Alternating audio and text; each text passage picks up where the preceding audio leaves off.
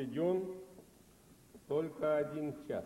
But they've only given us an hour, unfortunately. К сожалению, потому что при такой встрече, когда тысячи человек, при, скажем, встречах в Московском государственном университете, в других крупных коллективах, я на трибуне стоял 6 часов. This is a great pity because when I've given speeches in places like Moscow University and other such institutions where we have thousands of people in the audience, I have spoken for as long as 6 hours at a time.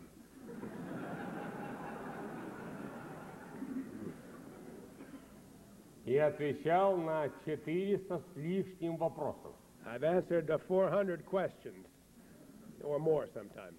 Конечно, за час я не могу этого сделать. Unfortunately, I can't do that in an hour here. Вернее, вы не сможете успеть их задать. You wouldn't even have enough time to ask that many questions. Поэтому вступительная часть будет очень короткой.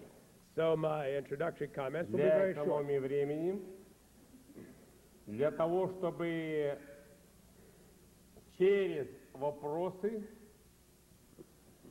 мне постараться ответить и именно на то, что больше всего вас волнует и интересует. This is in order to give me a chance to answer questions because I don't exactly know where your interests are, and by the questions you ask, I'll have a better idea of what interests you. Я бы не хотел говорить про коммунизм. I don't want to talk about communism here. И какого числа и какого месяца и года он наступит в СССР. I don't want to try to tell you what year or what day and what time of the day communism will finally be realized in the USSR. Имея в виду, что это просто идея заоблачная, о которой можно мечтать, рассуждать, но не реализовать.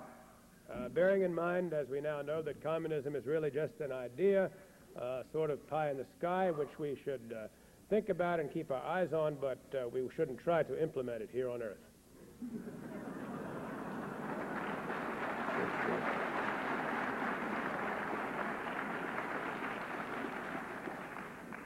Поэтому давайте сегодня о коммунизме говорить не будем. So let's not talk about communism. Состояние сегодня нашего общества после 4 с лишним лет перестройки опасное.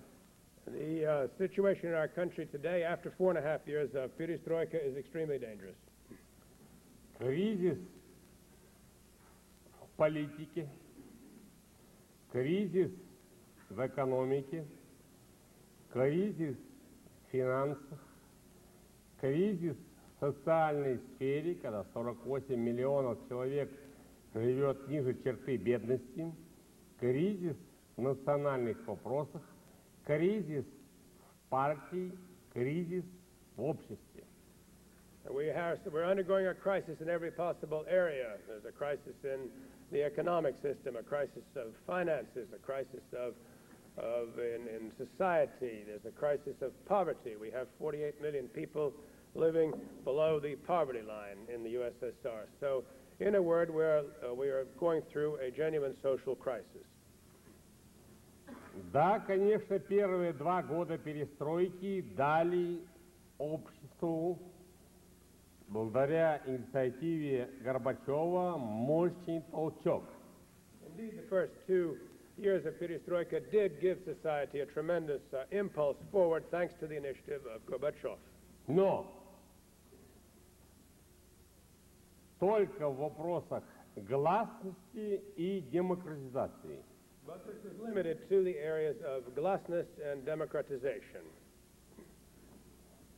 А что касается экономики и прочих вопросов, о которых я говорил, здесь у нас тот же застой, торможение и, в общем, отсутствие движения вперед. But as far as the economic system is concerned, and those other areas that I've just mentioned, we're in a period of stagnation, of slowing down, lack of forward movement. Нам тяжело в этом признаться. It's hard for us to admit this. Нам тяжело сказать, что именно так происходит. И такая обстановка в нашем обществе. It's hard for us to admit that this is exactly what is happening today in our society. Но я признаю дипломатию правды. But I'm in favor of a diplomacy of truth.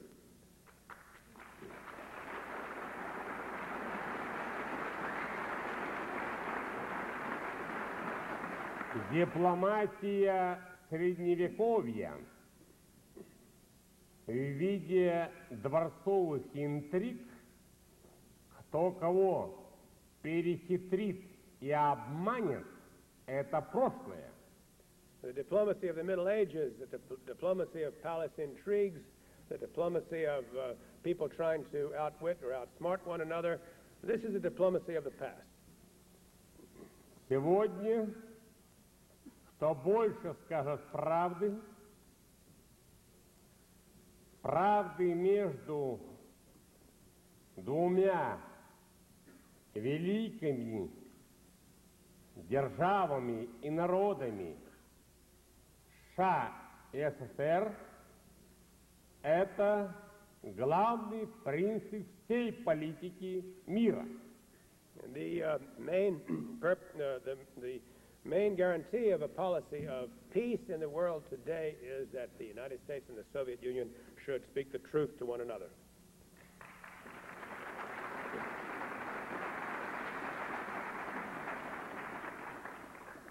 Это ведет к взаимному доверию, это ведет к более быстрому подписанию тех соглашений, которые сегодня задуманы. Потому что во время перестройки, пожалуй, самый главный успех – это в международной политике. This will lead to increased confidence between these two countries, and it will lead to the possibility of reaching agreement on certain areas where we've been discussing the possibility of agreement for a long time. And this will help because indeed the foreign policy of Gorbachev, and specifically his foreign policy vis-a-vis the United States, has been his greatest success to date. Признаться, отбросив гордыню, что мы ошиблись по вводу войск в Афганистан, это серьезно. И это очень серьезная победа перестройки. Their admission that sending troops into Afghanistan was a big mistake, was an extraordinary thing to have done, and was one of the great victories of Perestroika. А почему вы не аплодируете? Why don't you applaud?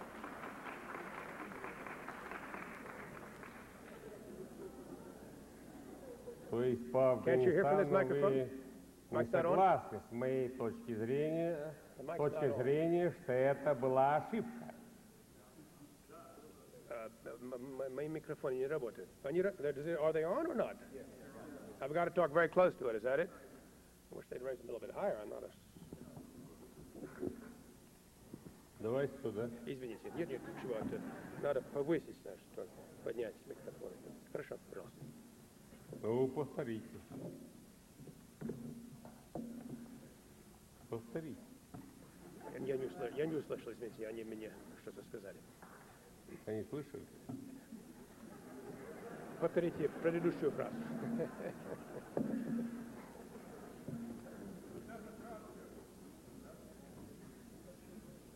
Ну и ряд других вопросов. And there are a number of other issues as well. Примет меня президент Буш или не примет, пока остается проблемой. Я думаю, что проблемой, скорее всего, Горбачева, но и в том числе предвидение и перспективы президента Буша. So we're still not sure whether President Bush is going to receive me, and it's a problem for him whether or not to receive me. But it's really more a problem for Gorbachev than for Bush, and it's also a problem of determining just how far-sighted President Bush actually is.